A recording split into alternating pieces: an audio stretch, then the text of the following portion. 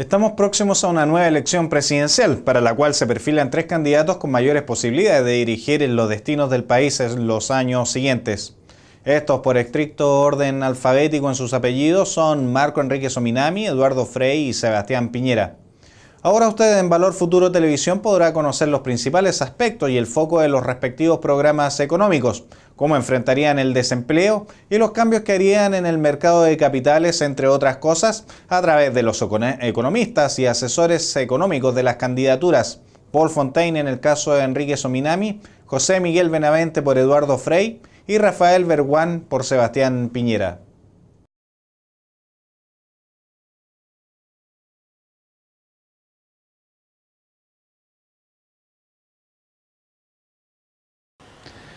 ¿Cómo están? Buenas tardes. En Valor Futuro estamos conociendo parte de los programas económicos de los candidatos a la presidencia. En esta oportunidad nos encontramos con José Miguel Benavente, economista y académico de la Universidad de Chile y quien es asesor económico del programa del candidato Eduardo Frei. ¿Cómo estás, José Miguel? ¿Cómo estás, Italo? ¿Qué tal? ¿Cuáles son los principales puntos que debería tener el programa del candidato Frei a la presidencia, puntos económicos?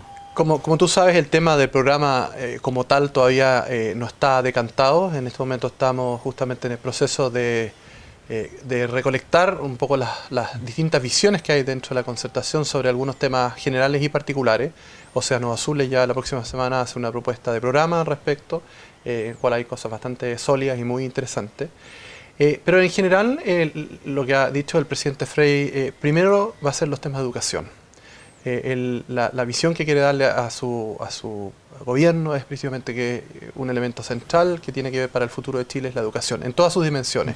No solamente la educación a nivel escolar, sino preescolar y dentro de la escolar lo técnico, y también la educación, ¿no es cierto?, universitaria y la educación técnica. Eso es como el sello que quiere él imprimirle, ¿no es cierto?, a su periodo, en el cual todos sabemos hay un déficit en términos relativos cuando ya aspiramos a entrar, ¿no es cierto?, a este grupo de los países desarrollados. Este es un aspecto de alguna manera que necesitamos reforzar y que obviamente el presidente ha dado señales de que es de su máximo interés ponerlo como su bandera, ¿no es cierto?, en el programa económico. ¿Y qué foco importante debería tener pensando quizás en pequeñas y medianas empresas? Exactamente. El tema de educación no solamente está relacionado con los temas de la formalidad en la educación que tú recibes en los colegios. Hay un conjunto de propuestas que ha hecho el presidente al respecto que han sido bastante claras. Pero tú bien enfatizas un punto que tiene que ver también con la educación a través de la vida. Es decir, el tema del entrenamiento, reentrenamiento y la capacitación de los trabajadores que actualmente están desarrollando sus labores, ¿no es cierto?, en el sector productivo. Es clave, por lo tanto, en que los mecanismos de acceso que tienen, ¿no es cierto?, los trabajadores para entrenarse y reentrenarse, para adaptarse a las nuevas condiciones, que efectivamente después de una situación de crisis como esta, no van a ser las mismas que tenían, ¿no es cierto?, antes. Y por lo tanto, el sello va a dar primero en que tengan la posibilidad y la capacidad para poder entrenarse en temas que de alguna manera ellos sí participen en la decisión de entrenarse, no solamente lo que le interesa al empresarial, lo cual está bien, pero él también tener un poco la potestad, ¿no es cierto?, con respecto al entrenamiento. Segundo, de que de alguna manera hay mucha gente que ya sabe que tiene muchos conocimientos, muchas competencias, pero no hay ningún mecanismo que se certifique ese mecanismo de competencias que tiene, y eso le da un poder de negociación al trabajador por un lado para poder trabajar, y por otro lado para el empresario también es muy útil saber quién es quién y cuáles son las competencias que tiene. Por lo tanto, otro elemento central dentro de las propuestas es la idea de una certificación de las competencias de la gente que actualmente está trabajando, en el sentido que el Estado, y eso es muy relevante, no solamente va a estar encargado de financiar en parte la oferta de recursos para que la gente se entrene, sino que tener este mecanismo en una vinculación público-privada con el sector privado, diciendo, bueno, cuáles son las competencias que se necesitan para que las personas se entrenen y tengan finalmente estas competencias. ¿Qué propuestas concretas deberíamos ver en este punto, principalmente en las pymes, que son un sector que entrega la mayoría de los empleos a la economía chilena? Como te decía, principalmente lo primero es hacer un acuerdo público-privado con respecto a cuáles son de alguna manera las necesidades que se tiene en la economía con respecto a esta nueva mirada de los recambios que hay de la estructura económica en el sentido de las competencias que se necesita desde la mano de obra. Segundo, definido estos patrones o estos estándares, obviamente el Estado cumple un rol que nadie más lo va a hacer, de financiar la educación y el entrenamiento y los programas para otorgarle estas competencias a las personas. Y una vez que de alguna manera las personas estén certificadas, ellos pueden de alguna manera de forma privada, no haciendo interacción con las empresas, buscar, ¿no es cierto?, las mejores alternativas y posibilidades que tienen. Eso es un elemento central dentro de la propuesta de la educación a través de la vida. Los otros temas de educación, ya se han discutido largamente, es el tema ya de la educación escolar, separando los temas de escolar y particularmente los temas técnicos también, el sentido de pertinencia de la educación. Es decir, de alguna manera, sobre todo la gente con menos recursos en este país, principalmente entran a carreras técnicas y de alguna manera son casi callejones sin salida cuando terminan el colegio.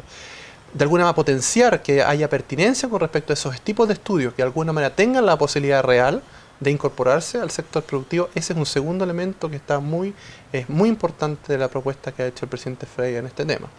Tercero, el tema de la educación escolar en general, es decir, contrarresultados. Y no solamente lo escolar sino lo anterior también es contrarresultado. Es decir, se hace un conjunto de propuestas, el Estado participa financiando, pero resultados de esto. Indicadores por los cuales uno evalúa esto y si es que las cosas no funcionan, que el Estado también participa, meta la mano y diga, ok, si esto no ha funcionado, saquemos los que no están haciendo estas cosas bien y pongamos a otros en el fondo que organicen mejor estos temas. Eso también es parte de las propuestas. Este foco social que le daría el ámbito económico de la candidatura de Eduardo Frey, ¿qué fortalezas ven ustedes en esto respecto a las a los programas económicos del candidato Enrique Ominami y de Piñera?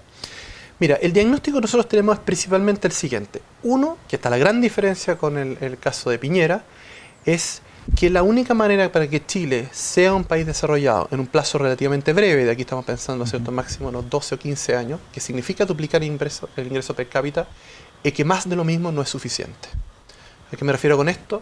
Principalmente es que en general no explotando los recursos naturales como lo hemos hecho y exportando principalmente, como decían, ¿no es cierto?, piedras y palos, vamos a llegar a esta meta. Por lo tanto, aquí hay que darle una mirada de darle mayor valor agregado a lo que hacemos.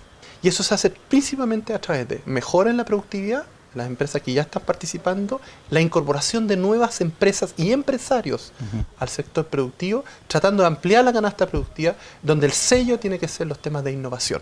No necesariamente innovación tecnológica, pero innovación. Y eso requiere una vinculación muy cercana entre lo que se hace en las universidades con lo que necesita el sector privado. El sector público poniendo recursos para la generación de ideas, el apoyo temprano al financiamiento de nuevas empresas, pero también exigiendo resultados con respecto a eso.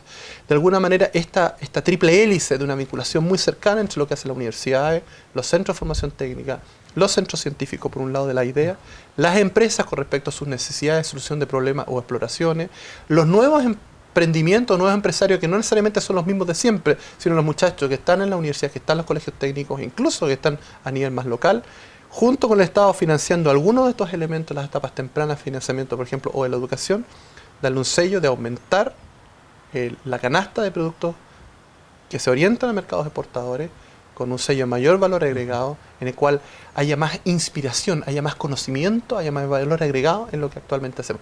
Esa es una gran diferencia. Aquí no necesariamente la libre interacción entre la oferta y la demanda va a dar las señales suficientes ni los incentivos para que esto de alguna manera se haga.